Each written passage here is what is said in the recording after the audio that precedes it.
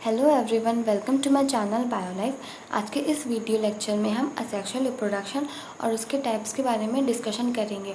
जो इससे पहले वाला हमारा वीडियो लेक्चर था उसमें हमने क्लास 12 के first chapter reproduction in organism के कुछ टॉपिक कवर करे थे, like life span, reproduction, importance of reproduction and then type of reproduction, both sexual reproduction and asexual reproduction.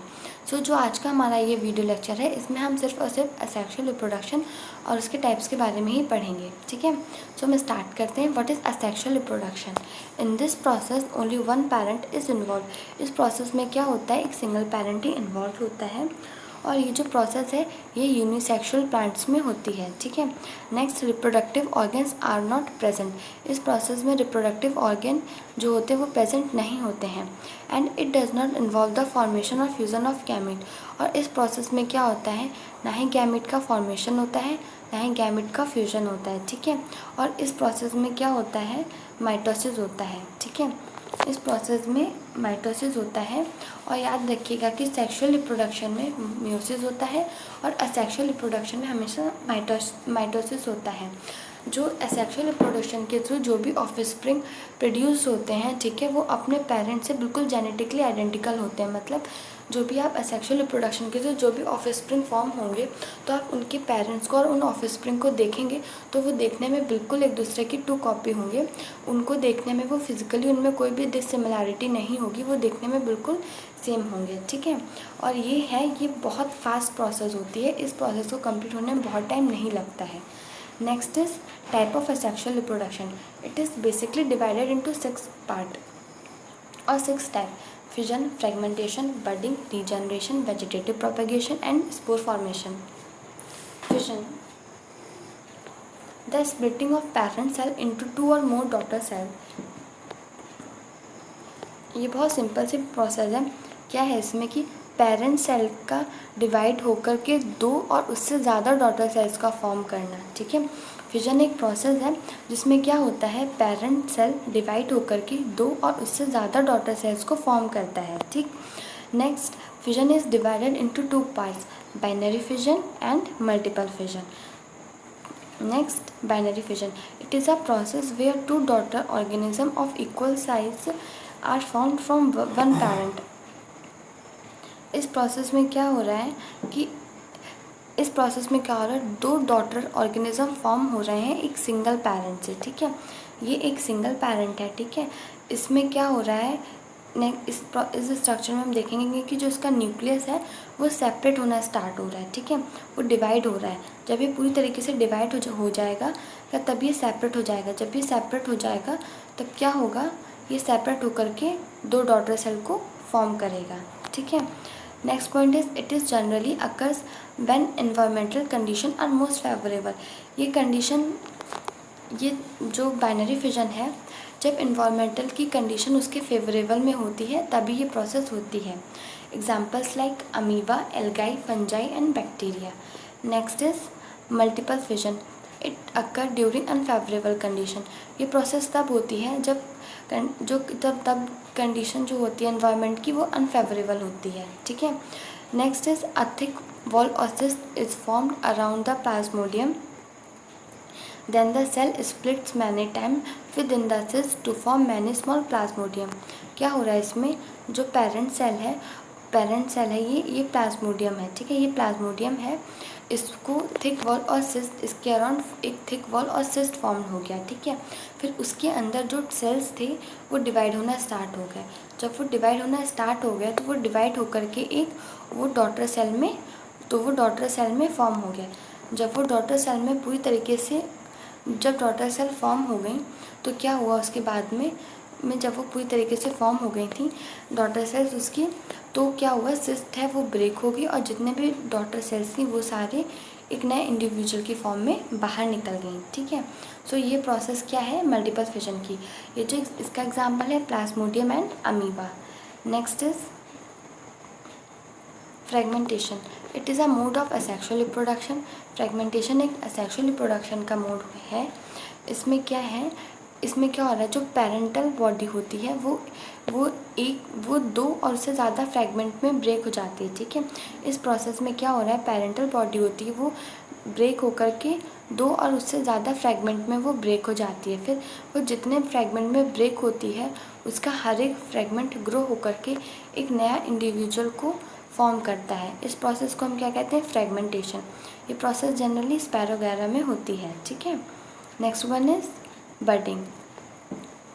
Next is budding. In budding one or more outgrowth buds are produced which initially remain attached to the parent cell and eventually get separated from it to grow into a new individual. Budding एक process है जिसमें क्या हो रहा है, but ये process east और hydra में हो रही है, ठीक है। हम अब देखेंगे कि लाइक ये सपोज ये हमारा क्या है, ये हाइड्रा है, ठीक है। ये पेरेंटल स्ट्रक्चर है हाइड्रा का। क्या हो रहा है फिर इसमें, हाइड्रा के बॉडी के बाहर एक आउटगोट एक बड स्टार्ट हो, मतलब एक बड ग्रो होना स्टार्ट हो गई, ठीक है।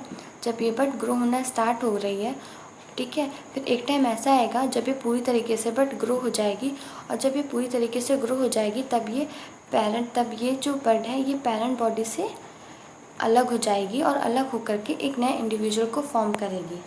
ओके, तो ये जो बडिंग की प्रोसेस है ये किस में होती है? ईस्ट और हाइड्रा में ही होती है। Next is regeneration. रीजनरेशन में क्या है? In this method parent body breaks into pieces and each piece can grow into a new individual. इस प्रोसेस में क्या हो रहा है, जो पेरेंट बॉडी होती है वो पीसेस में, उसकी बॉडी होती है वो पीसेस में ब्रेक हो जाती है, ठीक है। वो जितने भी पीसेस में ब्रेक होती है उसका हर एक पीस एक नए इंडिविजुअल को फॉर्म करता है। इस प्रोसेस को हम क्या कहेंगे? रीजनरेशन। मतलब जो भी उसकी पेरेंट की बॉडी थी वो जितने भी पीस में वो डिवाइड हो गई, उसका हर एक पीस जितने में भी वो डिवाइड हुई थी उसका हर एक पीस एक नए इंडिविजुअल में फॉर्म हो रहा है। तो इस प्रोसेस को हम क्या कहेंगे? रीजनरेशन। ये बेसिकली स्टारफिश में और प्लैनेरिया में प्रोसेस देखी जाती है। इसके एग्जाम्पल्स हैं starfish and planaria. Next is vegetative propagation. इसमें क्या होता है? In this method new plants are formed from vegetative parts of the plant like root and stem.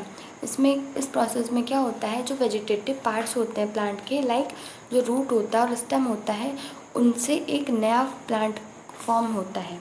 Vegetative part like root और स्टेम से एक नए प्लांट का फॉर्मेशन होना, इस प्रोसेस को हम क्या कहेंगे? Vegetative propagation. Okay, it is very common in higher angiosperm. ये जो प्रोसेस है, ये जो हायर एंजियोस्पर्म होते हैं इनमें ये बहुत कॉमन प्रोसेस है। Vegetative propagation in angiosperm are eyes, potato, rhizome, ginger, sucker and mint. Next is spore formation. In this type of reproduction, some plants produce tiny spherical cells called spores that grow into a new individual. इस process में क्या होता है, ये एक type reproduction का ये एक टाइप है। इसमें क्या होता है, जो प्लांट्स होते हैं वो टाइनी स्फेरिकल सेल्स को प्रोड्यूस करते हैं, ठीक है। ये एक टाइप का रिप्रोडक्शन है। इस प्रोसेस में क्या होता है, जो प्लांट होते हैं वो एक टाइनी स्फेरिकल सेल्स को प्रोड्यूस करते हैं, और जब वो सेल्स प्रोड्यूस हो जाती हैं तो उनको हम लोग स्पोर्स कहते हैं, ठीक है। जब वही स्पोर्स ग्रो होकर के एक नए इंडिविजुअल में फॉर्म हो जाते हैं। Okay, next, the spore are so light that they can float through the air. जो स्पोर्स होते हैं वो बहुत ही लाइट वेट के होते हैं, जिसकी वजह से वो हवा में ईजिली फ्लोट कर सकते हैं, मतलब हवा में वो ईजिली घूम सकते हैं, ठीक है। Next, mushroom, moulds and ferns and mosses reproduced by this method. जो मशरूम है, मोल्स हैं और फर्न्स हैं और मॉसेस हैं, ये सारी चीज़ें हैं, ये सारे स्पोर फॉर्मेशन के थ्रू ही रिप्रोड्यूस्ड होती हैं। सो जो आज का हमारा लेक्चर था, इसमें हमने इस लेक्चर में हमने असेक्सुअल रिप्रोडक्शन के बारे में पढ़ा, देन उसके टाइप्स के बारे में पढ़ा, फिजन जो कि 2 पार्ट्स में डिवाइड है, बाइनरी फिजन के बारे में पढ़ा, मल्टीपल फिजन के बारे में पढ़ा, देन हमने फ्रैगमेंटेशन के बारे में पढ़ा, बडिंग के बारे में पढ़ा, रीजनरेशन के बारे में पढ़ा, vegetative propagation and last spore formation के बारे में पढ़ा।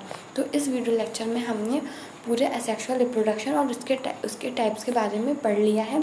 तो आगे का जो नेक्स्ट वीडियो लेक्चर है उसमें हम सेक्सुअल रिप्रोडक्शन और events involved in sexual reproduction के बारे में पढ़ेंगे। जब हम ये 2 टॉपिक और कवर कर लेंगे, सेक्सुअल रिप्रोडक्शन और इवेंट्स उनके, तो हमारा ये फर्स्ट चैप्टर कंप्लीट हो जाएगा, ठीक। ठीक है। तो हम आगे के नेक्स्ट लेक्चर में सेक्सुअल रिप्रोडक्शन और उसके इवेंट्स के बारे में डिस्कशन करेंगे।